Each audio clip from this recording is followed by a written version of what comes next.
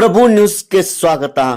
ಟೈಕೊಂಡೋ ಕ್ಷೇತ್ರದಲ್ಲಿ ಸಾಧನೆ ಪರಿಗಣಿಸಿ ಶ್ರೀನಿಧಿ ಫೌಂಡೇಶನ್ ಕರ್ನಾಟಕ ಹಾಗೂ ಶ್ರೀ ಪ್ರತಿಫಲ ಫೌಂಡೇಶನ್ ಧಾರವಾಡ ಇವರ ವತಿಯಿಂದ ನೀಡಿದ ರಾಷ್ಟ್ರೀಯ ಕ್ರೀಡಾ ರತ್ನ ಪ್ರಶಸ್ತಿಗೆ ಮೊರಾರ್ಜಿ ದೇಸಾಯಿ ವಸತಿ ಶಾಲೆ ವಿದ್ಯಾರ್ಥಿನಿ 6ನೇ ತರಗತಿಯಲ್ಲಿ ಓದುತ್ತಿರುವ ಕುಮಾರಿ ಭಕ್ತಿ ಸಂತೋಷ್ ಪೋಟಿ ಇವಳಿಗೆ ಕರ್ನಾಟಕ ವಾಣಿಜ್ಯ ಉದ್ಯಮಿ ಹುಬ್ಬಳ್ಳಿಯಲ್ಲಿ ಜರುಗಿದ ಕಾರ್ಯಕ್ರಮದಲ್ಲಿ ಈ ಪ್ರಶಸ್ತಿಯನ್ನು ನೀಡಿ ಗೌರವಿಸಲಾಯಿತು. ಶಾಲೆಯ ಮುಖ್ಯೋಪಾಧ್ಯಾಯರಾದ ಶ್ರೀ ಅಣ್ಣಪ್ಪ ಹೊಸೂರ್, ಟೈಕೊಂಡೋ ತರಬೇತಿದಾರರು ಸಂತೋಷ್ ಪೋಟಿ ಮಾರ್ಗದರ್ಶನ ನೀಡಿದ್ದಾರೆ.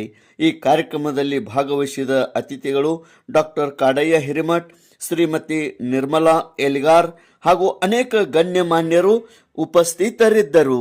ತೇಜ್ ಪ್ರಭು ನ್ಯೂಸ್.